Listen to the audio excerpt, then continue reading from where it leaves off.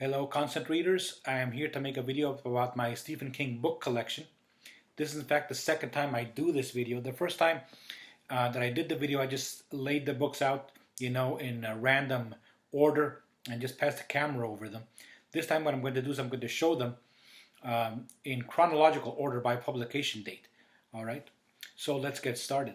The first one, as you know, was of course Carrie here. This was his first published novel, though not the first time he was published, because I will show here something earlier. The first time he was published was in magazines, and this is one of them, Cavalier magazine, which is an adult magazine. And in this magazine, we have the story, The Boogeyman. All right, let me see if I can get to the exact page where that story is. Of course, I cannot show the other pages because they show nudity, but not this page. Here it is. The Boogeyman by Stephen King, back when he wasn't famous. Okay, so really glad to have that one. I got it on eBay. So we start out with Carrie, a story about a girl with telekinetic powers. I have two editions of it.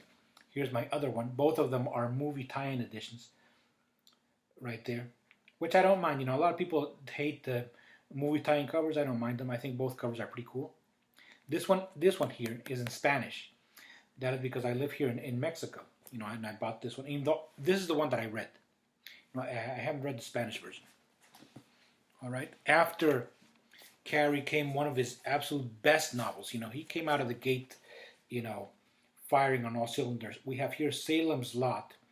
And this edition of Salems Lot is in fact my only quote-unquote fancy edition, because it's the illustrated edition.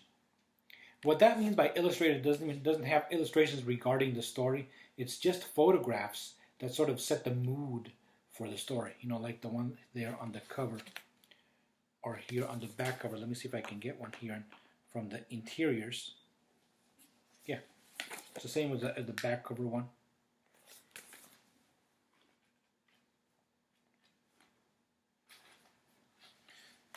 There we go. These sort of photographs don't really have anything to do with the story itself. They're just there to set the mood. But anyway, the edition itself is pretty cool. Right there is the inside of the cover. Totally black on the outside. This is a hardcover. I think you can still get this edition, even though of course there are other much fancier editions of Salem's Lot that truly are illustrated. Now we go on here with another one of his most famous novels, which is The Shining. Right there. A story about a boy with mental powers. They can be about telling the future or the past, or sensing things around him. The Shining, of course, one of my most famous novels. I don't really like this cover. In fact, I don't like it at all, because it makes it look like it's one of those evil kid covers, evil kid novels that were very prevalent in the 70s and 80s. All right, and the kid here is not evil, so it doesn't really apply. After that came his first short story collection. Here we have Night Shift. Here I got this one on eBay. It's a bit beat up. This is a library edition, not a bookstore edition. So I got it cheaper because the regular editions of this can be a bit pricey, as are all of Stephen King's early books. After that we go with The Stand. This is the edition that I read. This is the original edition. Not the original hardcover. This is the paperback of the original text is what I mean. All right. This is the one that I read back in the day. Later, an uncut edition of The Stand was released, which is this one. So this one is a bit longer. I have not read this edition. And this particular is also a library edition. All right. So if you got The Stand, you want to have more, you get this one. Even though from what I've read, it does not alter the story at all. It just gives more information regarding the characters, more characterization. After that stand comes one of my favorites, which is The Dead Zone here. This is a really, really good novel about a man that is able to tell the future. The Dead Zone. Then we go with a Firestarter. Haven't read this one. Got this one also on eBay, and it is also a library edition. It's about a girl with pyrokinetic powers, which means she can set fires with her mind. Firestarter. Then came Cujo. I don't have that one. Then Danse Macabre. This is not a novel. This is a long essay, a book about horror, the genre, in movies and in books.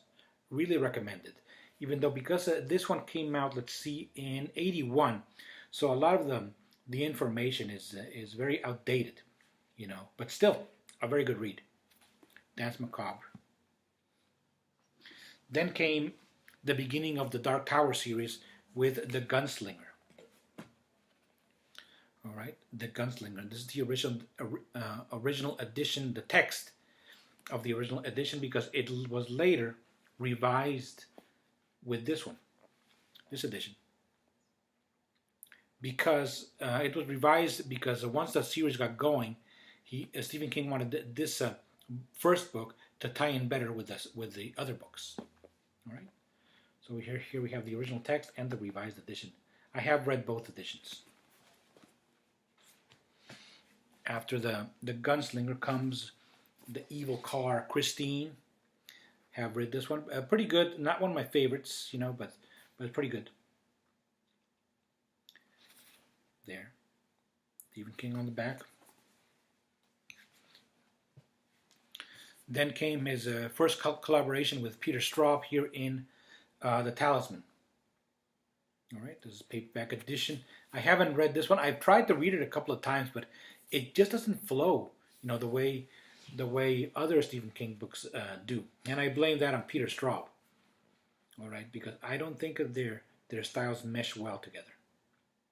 But anyway, I do want to get back to this one because, it is quite famous, and a lot of people like it a lot. After The Talisman comes another short story collection. Here we have Skeleton Crew.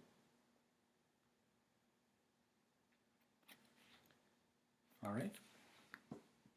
After that came this publication of the Bachmann Books, which are 4 early novels by Stephen King when he was writing under the pseudonym of Richard Bachman.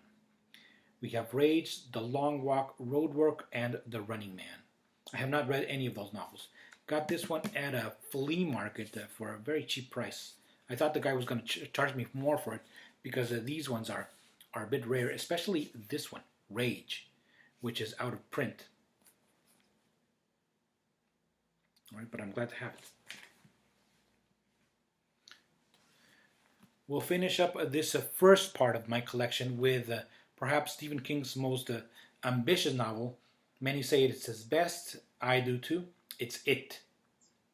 All right, just a story about a haunted town that is haunted by an evil force that lives beneath that town. Not like the other books where you had a haunted hotel, as in The Shining, or maybe a house that's haunted like in The Shining, haunted by a vampire. This is an entire town, which is why this book is so ambitious. All right, I did read this one, of course, back in the day.